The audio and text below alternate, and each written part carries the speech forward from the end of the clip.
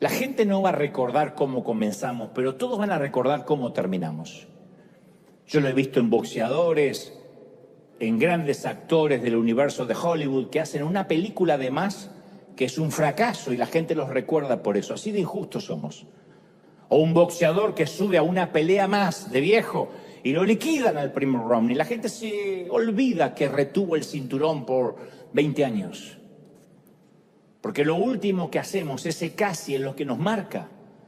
Y yo he visto a muchos quedarse a mitad del camino, casi llegando a la meta.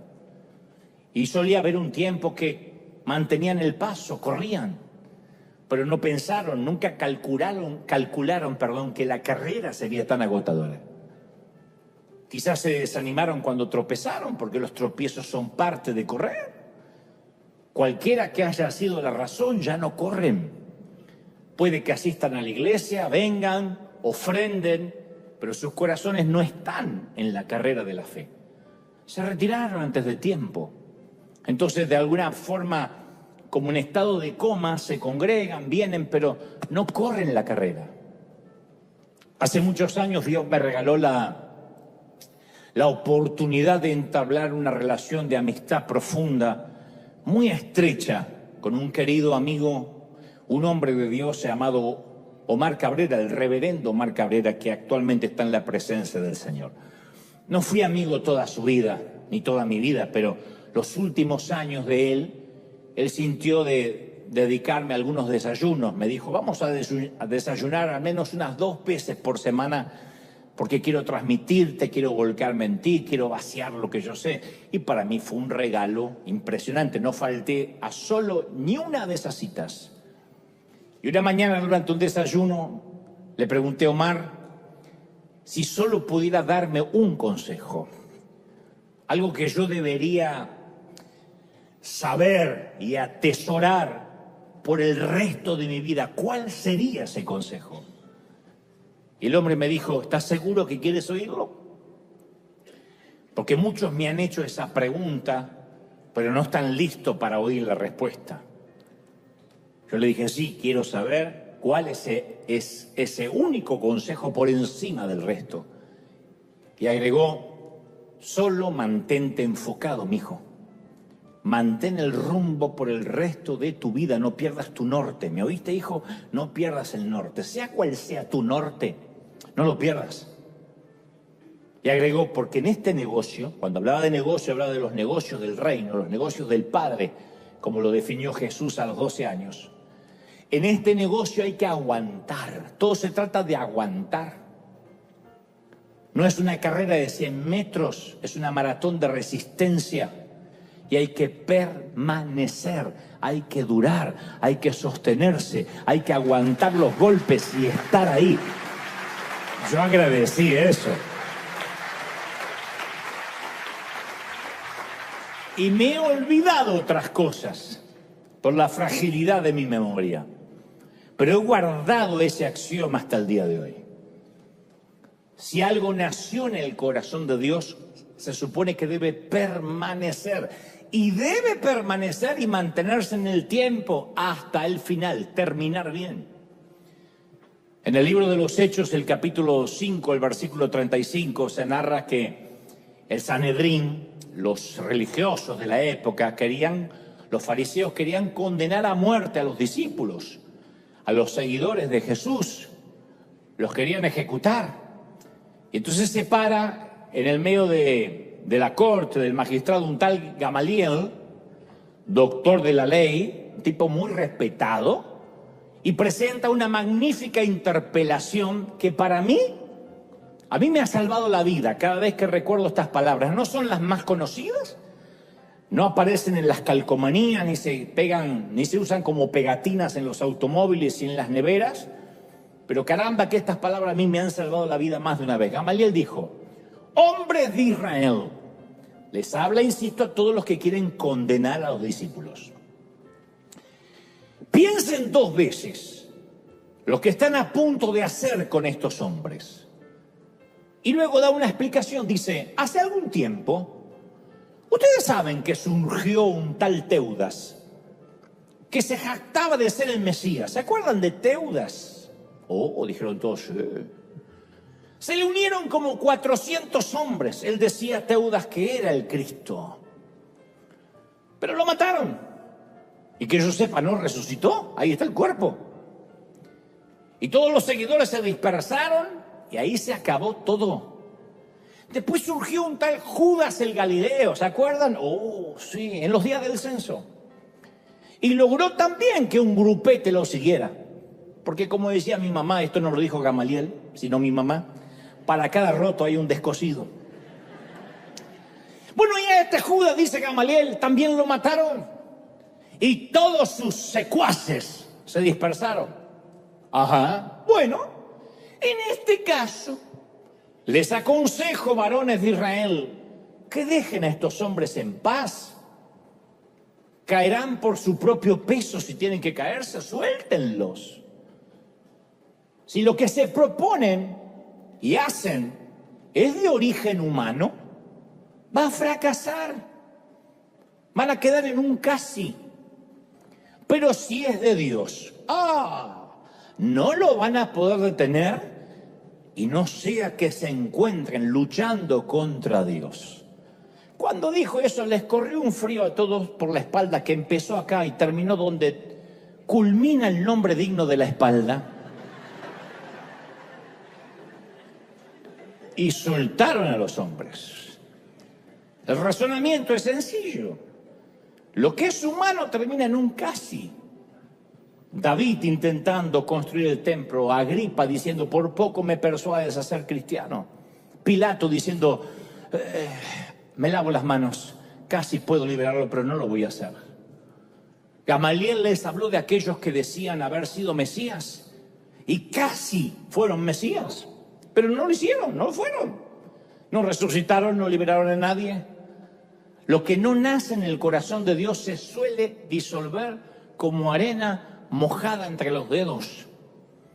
¿A cuántos? Y esto sé que lo saben los pastores que me están mirando. ¿A cuántos hemos visto tratar de dividir iglesias? Porque esto le pasa a todos los pastores del planeta. De repente alguien mira de abajo y dijo, qué fácil es hacer esto. Me pongo un traje, suelas rojas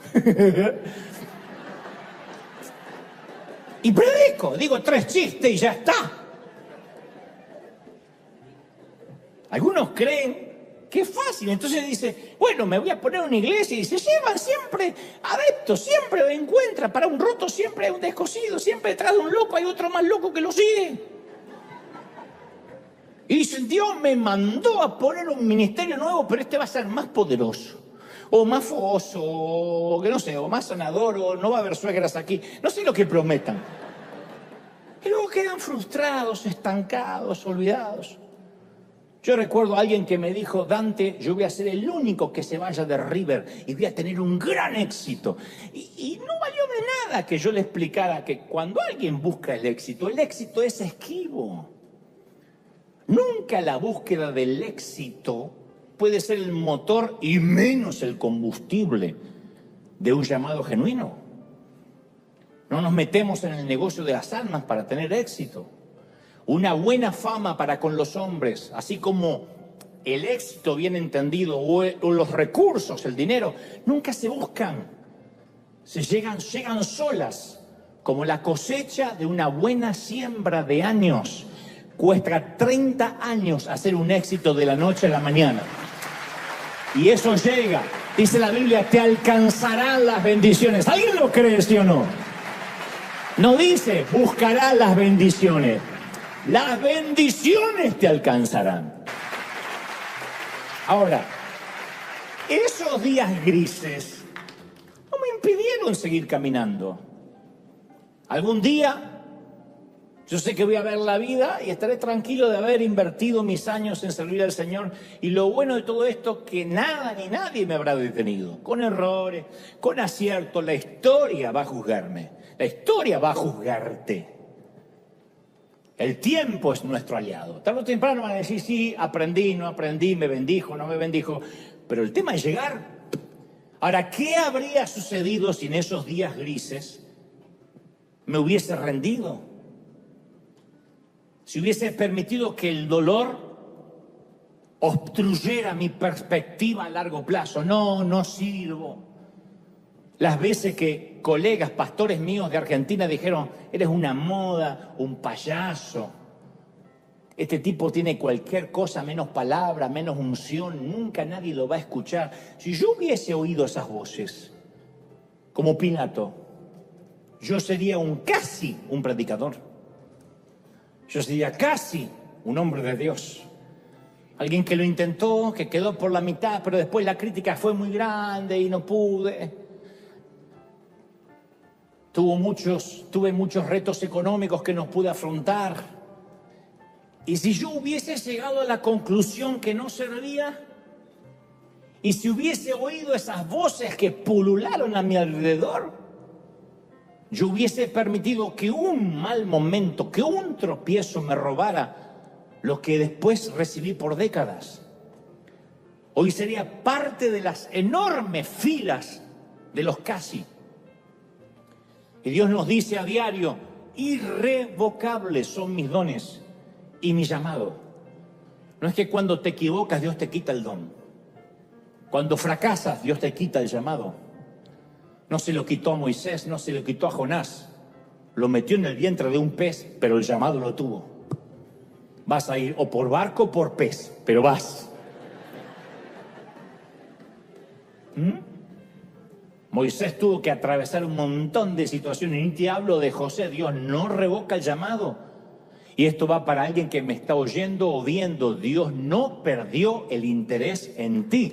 Nunca, nunca, nunca, nunca. Dios va a usarte. ¿Alguien lo cree, sí o no? Dios no baja los brazos. Dios no se rinde. Dios no se da por vencido. Hay un llamado, una zarza que ardió, los dones, y eso permanece. Hagas lo que hagas. Te apartas o no te apartes, Dios se empecinó. Dice la palabra, nadie arrebata de mi mano los que son míos. Nadie. Y yo soy partidario de esos que creen que nadie los arrebata de la mano de Dios. ¿Estamos conmigo, sí o no? No sabes cómo te ama el Señor. Por eso a mí me gustan los que comprenden que tenemos un llamado a largo plazo. Y me duele cuando veo a gente talentosa que presenta una renuncia prematura o que la propia institución le hace presentar la renuncia. No, si cometiste este error, deja el ministerio hasta tanto puedas servir a Dios con manos santas. ¿Quién puede exigirle santidad al otro cuando él no puede ofrecerla? Y esto no es una apología al liberalismo. Lo que estoy diciendo es que cuánta gente quedó lastimada al costado del camino porque se divorció, porque, no sé, cometió un error, porque levantó la voz, porque se peleó, porque tuvo un momento de ira, lo que sea. Inmediatamente cree que no solo pierde el llamado, pierde los dones, sino que también la salvación.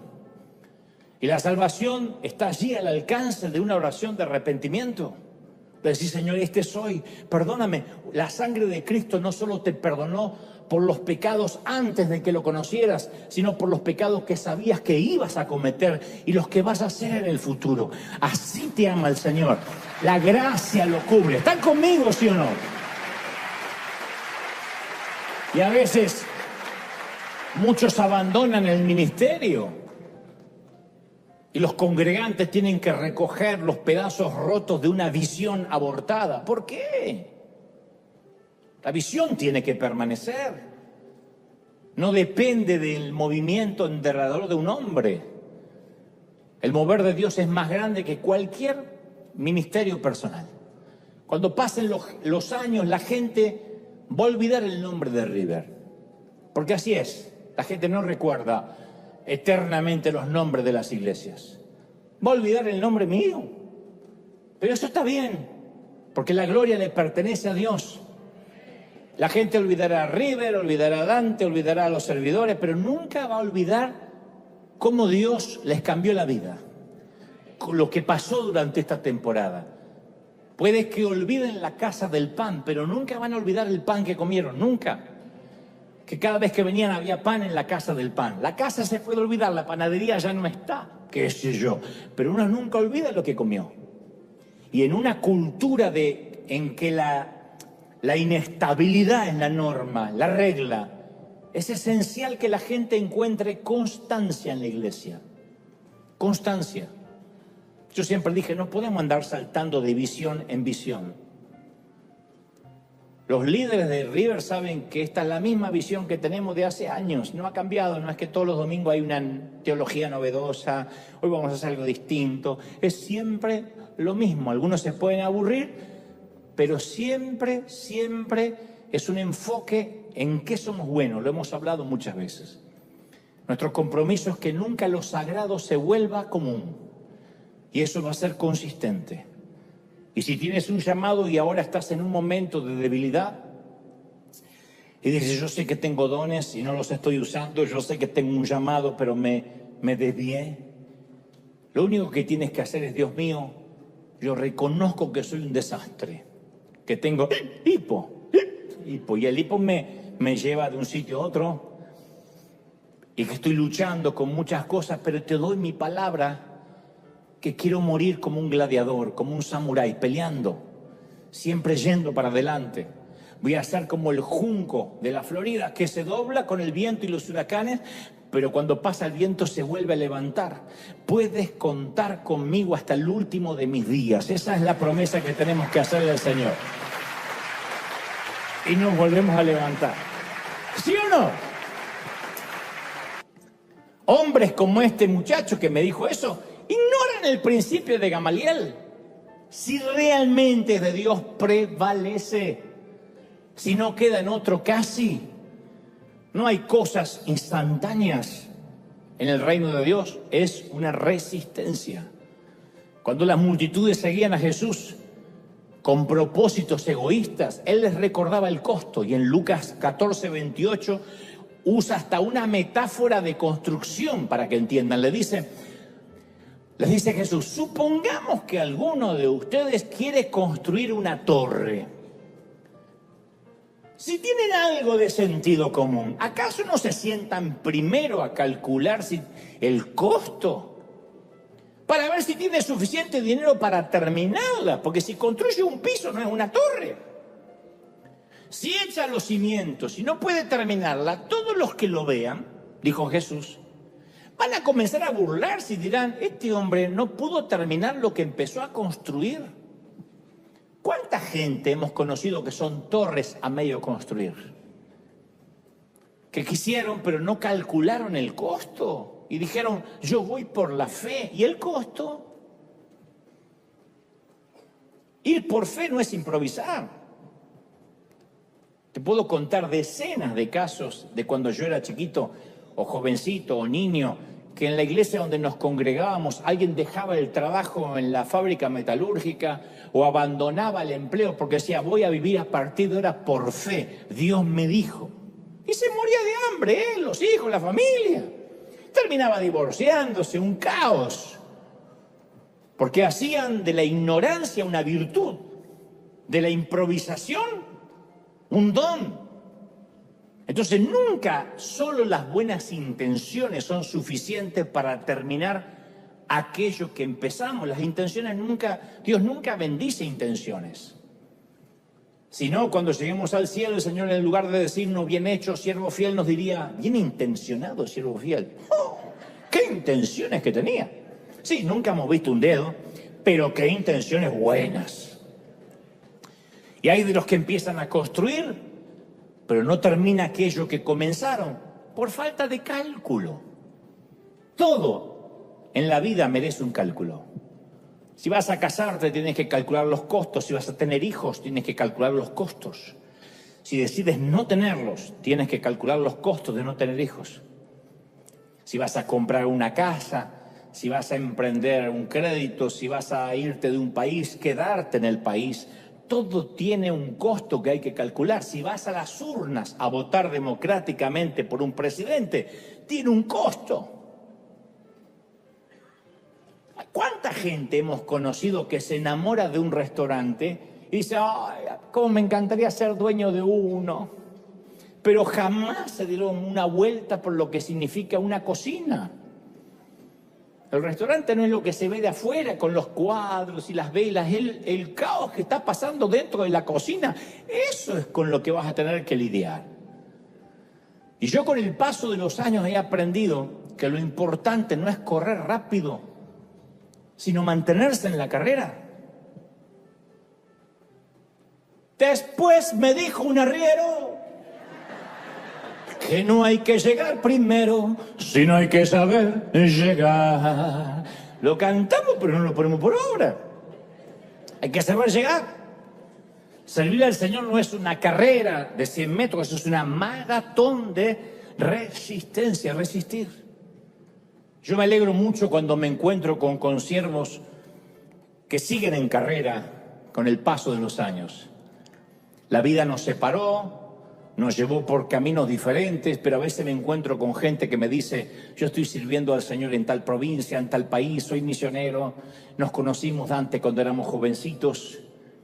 La vida nos llevó, insisto, por senderos diferentes, pero cuando nos volvemos a encontrar y aún estamos enlistados, significa que no abandonamos, que no nos rendimos, que no bajamos los brazos. Y en el interín todos tuvimos problemas y tenemos problemas.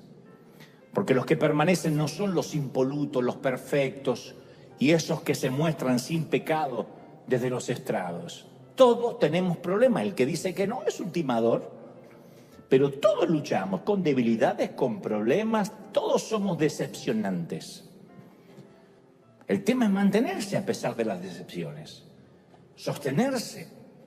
Es maravilloso ver la durabilidad, la longevidad en el ministerio.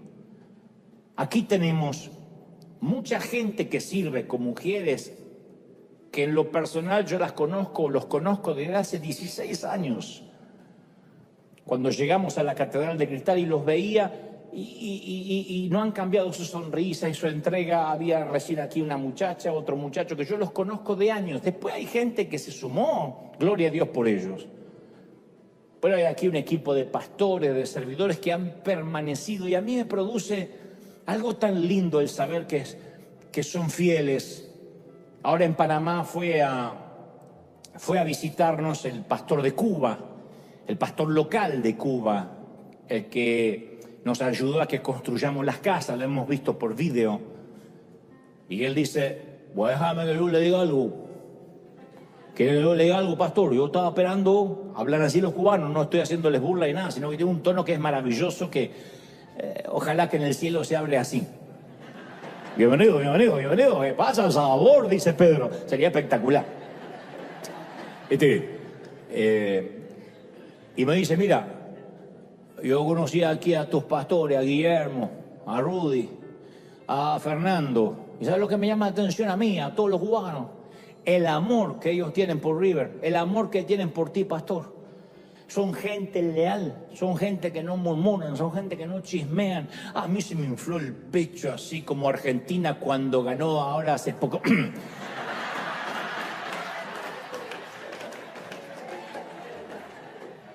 Longevidad. Qué lindo, como cuando a un papá le hablan bien de un hijo. Tu hijo vino a casa y levantó los platos y dijo, ¿en qué la puedo ayudar? Y tú sabes que el condenado en casa no mueve un dedo, pero no importa. Te alegra de que en casa ajena al menos te honre, te represente bien. La inconstancia, la falta de estabilidad y permanencia en algo siempre arruina cualquier plan y nos lleva a la estación de un casi. Hay mucha gente con facilidad y ligereza excesiva, ya sea para cambiar de opinión, de pensamientos, de amigo, de iglesia, de pastor. Y yo soy de los que sostienen de que uno tiene que mutar. Yo no soy el mismo de, ¿qué digo hace 10 años? Del año pasado. No obstante, hay convicciones que no se tocan. Hay esencias que no cambian, pero hay gente que sufren de TDA a nivel espiritual y emocional, trastorno de déficit de atención. O sea, todo lo que hacen es un ratito, un poquito y después cambian. Ante el menor problema renuncian al empleo. ¿Por qué te fuiste? No, me exigía que todos los días vaya a la misma hora.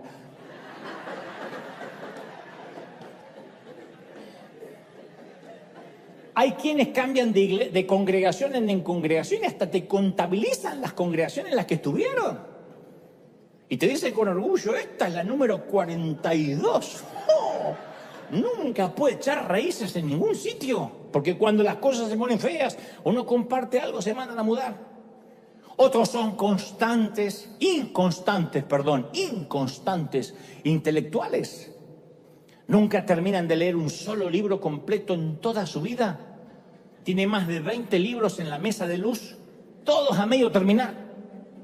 Y divagan como si tuvieran dislexia, pero lo que tienen es inconstancia.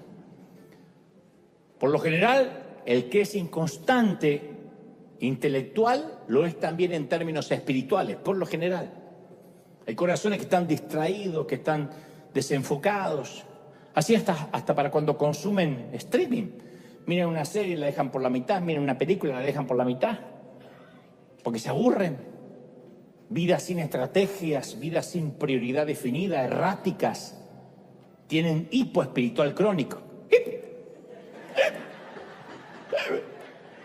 Y van donde el hipo los lleve.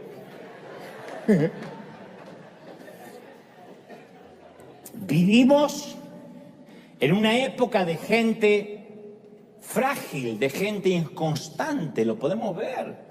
Yo una vez te conté que leía que los sociólogos dicen que los nacidos entre 1990 y 2000, no digas amén por las dudas, se los considera en su mayoría, siempre hay excepciones a la regla, la generación de cristal, porque son los hijos de la generación X, que atravesó muchas carencias y salieron adelante a los golpes para tener como prioridad darle a sus hijos una mejor calidad de vida, para que no pasaran lo mismo que ellos tuvieron que atravesar. Hasta ahí está todo bien. Sin embargo, eso trae consigo un problema. Son los hijos más inconstantes y más frágiles que jamás tuvo la humanidad, porque no tuvieron nunca frustraciones, porque nunca se encontraron a problemas reales. Nacieron en la edad digital. Yo nací analógico y me hice digital de grande. Pero estos ya son digitales. Y ellos, todo es efímero, como las redes sociales, son la generación del casi. Casi estudio, casi trabajo, casi lo logro. Falta de empatía, poco interés en la lectura, cero cultura. La cultura es lo que leen en un celular. Tienen baja estima, poca tolerancia a la frustración. Son una categoría social de ánimo inestable, que sobresale su fragilidad emocional. Entonces hay un montón de gente que está preparada para el éxito, para el triunfo, y si algo sale mal o tropiezan con un imponderable, se desata en ellos una intolerancia desproporcionada. Y esto pasa en el ámbito cristiano. Los mártires eran torturados. No estoy hablando de los mártires bíblicos, los contemporáneos. Tras la cortina de hierro de la Unión Soviética, tras la China Roja, que tenían que orar en catacumbas y podían, cuando te agarraban, te mataban, no era que te ponían un ticket. Y sin embargo ahora cualquier cosa es suficiente para me voy de la iglesia, no me dieron amor. Y los sociólogos afirman que vamos rumbo a un planeta de cristal. Una humanidad que quiere ganarse todo, pero que reclama por todo también. Hay gente que no se les puede hablar ni siquiera en un tono más alto porque inmediatamente se sienten agredidos y te quieren hacer una denuncia de abuso emocional. Por favor, me estás abusando. Me estás abusando. ¿De verdad? Y el Señor es un Dios de longevidad, de permanencia, de resistencia. La estadística dice que el 70% de los líderes, incluyendo muchos pastores, abandona el ministerio antes de los 4 años de haberlo iniciado. Y que el 20% no llega ni a los 7 años de ministerio. La mayoría renuncian antes de ver impacto en su ministerio. Y los porcentajes de estas estadísticas son alarmantes. Porque si algo nace de Dios, permanece. Llegamos hasta el final, ¿sí o no? A mí durante todos estos años me ha tocado atravesar temporadas muy tristes, muy difíciles. Decepciones, traiciones en el ministerio, dolor, injusticias, falso testimonio, murmuración, difamación, crítica. Todo sumado a las redes sociales que hace 20 años atrás no estaban en boga.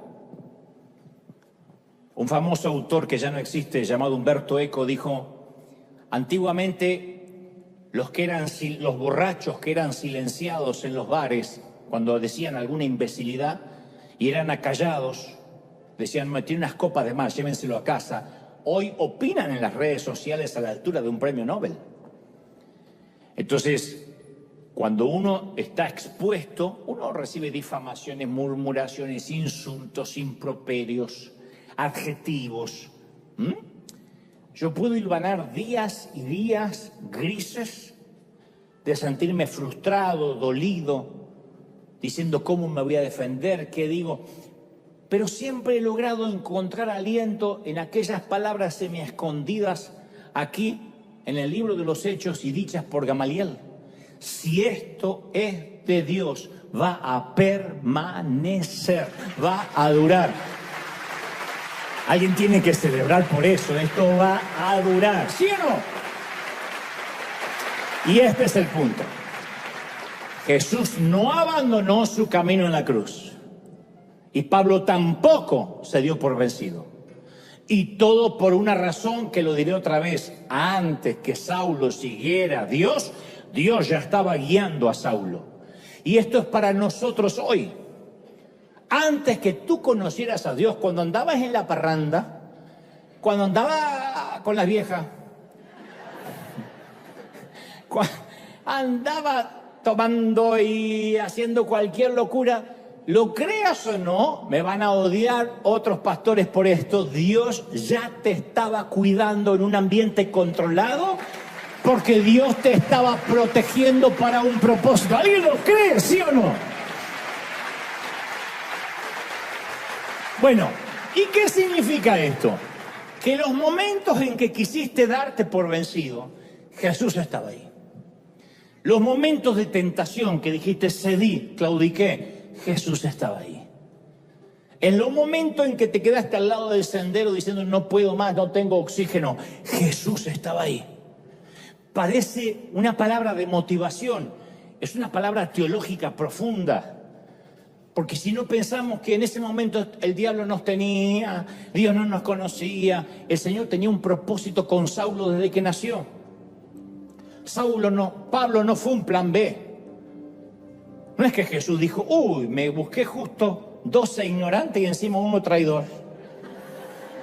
Y ninguno de estos puede escribir algo medianamente digno, así que voy a tener que buscarme otro. ¿Habrá alguno? Sí, hay uno que persigue cristianos. Dios ya sabía que Saulo existía desde niño. Permitió su preparación, era el único tipo, Pablo, que podía pararse en el panteón griego y hablar en el idioma de estos tipos. Porque hay gente que tiene el llamado a llegar al corazón de otras personas, a las emociones, yo los respeto. Hay otros que tienen el llamado al intelecto, porque hay gente que primero les entra por acá. Quizá hay muchos así ahí, o la mayoría aquí, que dicen, a mí no me vengan a gritar, reciba, reciba, reciba, reciba, ahora. A mí no me vengan con eso. Yo quiero entender. Y hay gente que dice, la puerta a mi corazón está por acá. Otros, la puerta a su corazón están las emociones. Y está bien, somos distintos. Dios respeta nuestras estructuras mentales y espirituales y anímicas y emocionales.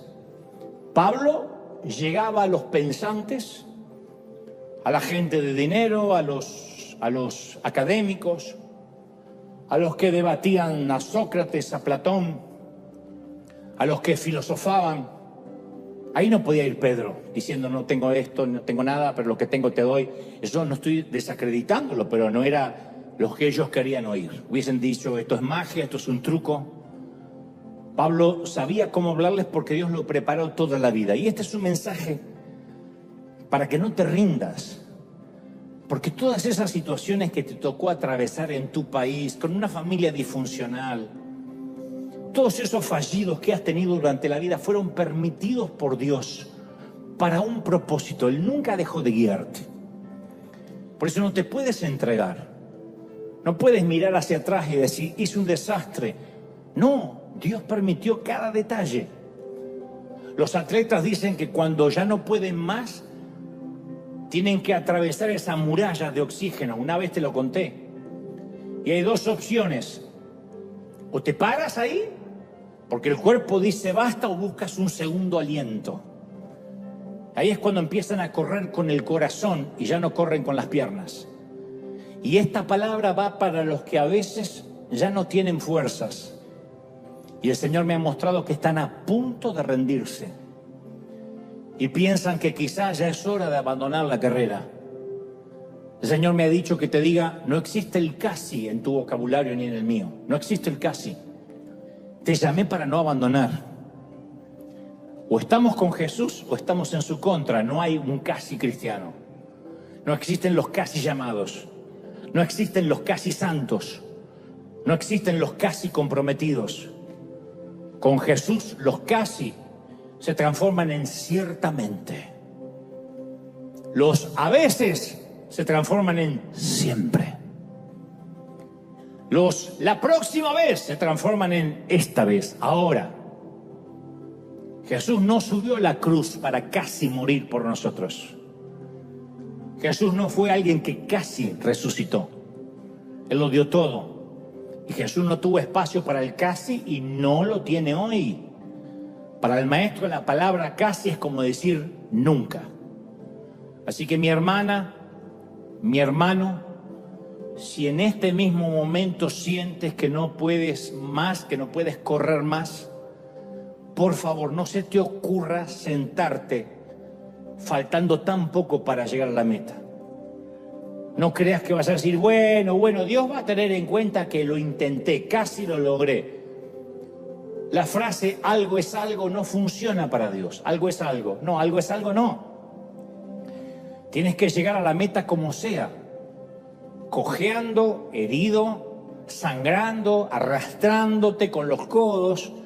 Si no tienes más fuerzas y no te queda oxígeno, mi querida, mi querido, olvídate de las piernas y a partir de ahora corre con el corazón. Pero corre. Mantente. Soporta. Resiste. Vamos a darle un aplauso al Señor de señores, al Rey de Reyes. ¡Aleluya! ¿Alguien? La palabra casi es muy parecida al adverbio de cantidad cuando decimos por poco, por poquito, que es muy usado para a veces mostrar la frustración de no haber alcanzado algo o también para explicar la satisfacción de que algo malo no pasó. ¡Ay, por poquito! Por poco no tuve un accidente, decimos, ¿no? ¡Qué bueno que no tuviste un accidente! Por poco casi me agarra la migra. ¡Qué bueno que no te la agarró! Por poco mi suegra se quedó a vivir en casa. ¡Aleluya! Esos por poco son valorados, ¿no? Hay otro ejemplo, antes de meterme de lleno en lo que Dios quiere decirnos, otro ejemplo de otro casi, de otro por poco. Esta vez no es David, es otro rey, se llama Agripa. Entonces, Herodes Agripa era un diplomático que a través de la amistad con la familia imperial romana obtuvo el reino de su abuelo, Herodes I, Herodes el Grande. Y Agripa era experto en asuntos políticos, en asuntos judíos, era una suerte de diplomático, y el apóstol Pablo, dice las Escrituras, fue llevado ante él para declarar ante el juzgado de Agripa. Entonces Pablo, para hacer la historia corta, relata su testimonio ante Agripa, habla sin pelos en la lengua, bien al estilo Pablo, y es entonces cuando Agripa, al final del discurso del apóstol, menciona aquella histórica frase que figura en Hechos 26-28. Pablo, por poco me persuades a ser cristiano. Casi, casi. O sea, Agripa fue impresionado, conmovido, no me cabe la menor duda, quizás confrontado, pero no fue cristiano por poco, por poquito. En otras palabras, otro que tuvo casi un encuentro con Cristo. Casi un encuentro con Cristo. Casi. ¿Vieron cuando alguien dice, ¿tú eres cristiano? No, pero casi soy primo. No soy hermano, pero soy primo. Este casi. Por poco es una cantidad incompleta. En las matemáticas divinas esa cantidad no cuenta. No basta estar cerca de la cruz y lejos de Cristo. Por poco conozco al Señor. De hecho, yo creo que el infierno está colmado de gente que por poco o casi fue salvada. Hay un montón de gente que dice, ¿en serio vengo a quemarme? Y sí, porque por poquito se va para arriba, pero por poquito se va para abajo. Por poco.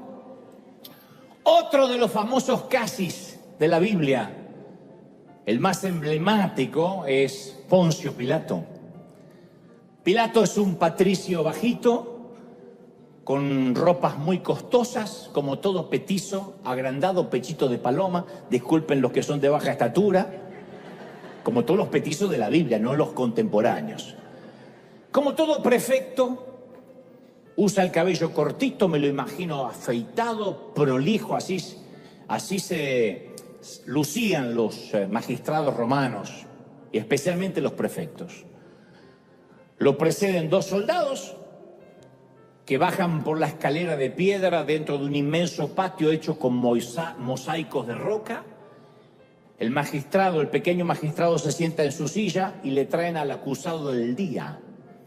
El presunto criminal tiene los pies hinchados, llenos de barro, manos tostadas, nudillos protuberantes. Se nota que fue carpintero al menos por 3 décadas. Más que un obrero, piensa Pilato, más que un sedicioso, más que un disidente, este es un obrero, parece alguien común. Tiene un ojo negro y cerrado con moretones por la hinchazón de la tortura. El otro ojo mira al suelo. El labio inferior del acusado está partido, sangrando, los cabellos llenos de sangre pegados a su frente.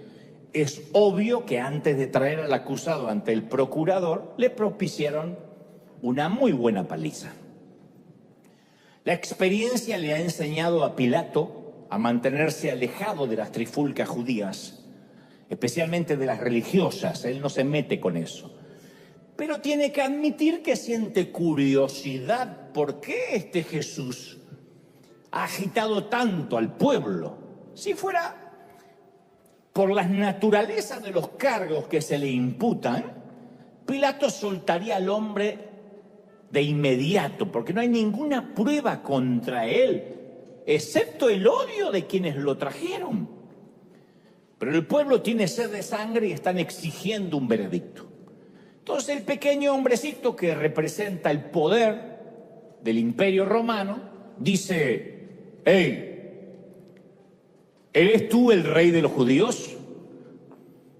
Jesús no levanta la cabeza, pero a lo mejor alza los ojos, uno de ellos, el otro no lo puede abrir. Pilato piensa, ¿cuántos ojos desorbitados lo han mirado así, pidiendo misericordia, rogando la absolución? Pero este carpintero no ruega, este carpintero no se defiende, solo responde sin levantar la voz en un tono casi monocorde, dice, tú lo dices.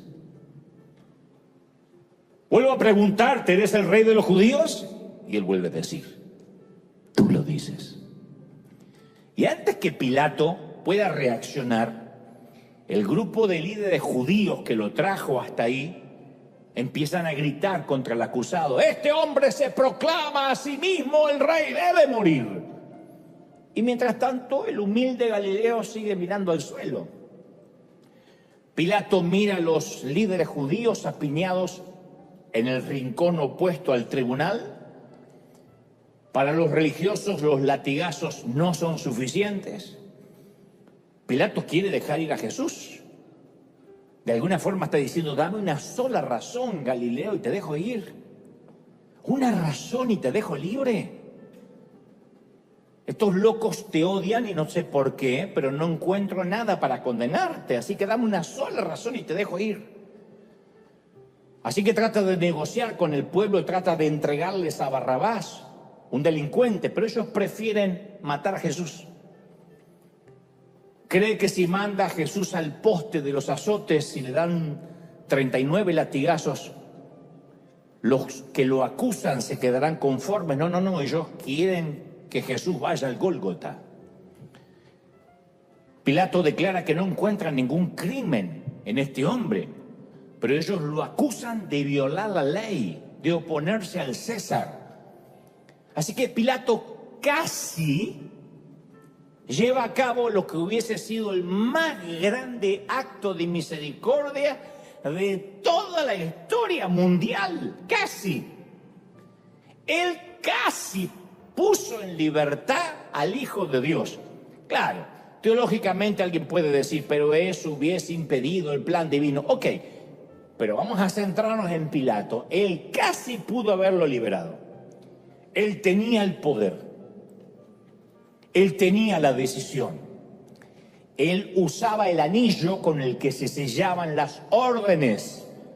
El anillo de Pilato tipificaba que el César lo endosaba.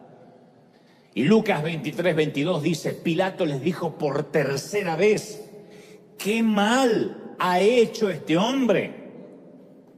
No encuentro en él ningún delito que merezca la muerte. Así que lo castigaré y lo soltaré. Y en esta historia uno puede empezar a visualizar las razones por las que a veces se dan los tristes casi, como el caso de David, el caso de Agripa y este caso, el de Pilato. Dice la palabra que los religiosos daban grandes voces, gritaban, pidiendo que Jesús fuese crucificado. Y las voces de ellos, dice la palabra, prevalecieron, taparon todos los razonamientos, prevalecieron por encima de las demás. Hubo varias voces que Pilato pudo haber oído. Él pudo haber oído la voz de Jesús. Lo tuvo enfrente 3 veces a ese nazareno. Jesús no se defendió, apenas respondió lo que se le preguntaba, pero su silencio fue mucho más alto que las demandas de la multitud. Pilato no lo escuchó. Cualquier juez o magistrado que ha estado en estas situaciones antes dicen que pueden leer al acusado. Inmediatamente, por muy simulador que sea o muy hipócrita, pueden identificar si es culpable o no. Pilato identifica de que es inocente. Él pudo haber, Pilato, escuchado la voz de su esposa. En un momento él siente un golpecito en el hombro.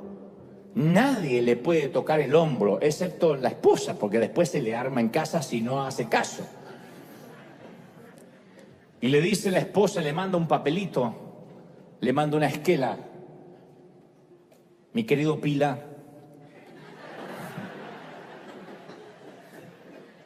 no tengas nada que ver con este justo, porque he tenido muchos sueños con este hombre. Y ahora que lo veo personalmente, es el hombre con el que he soñado, es un justo. No te metas, que los judíos arreglen sus problemas entre ellos.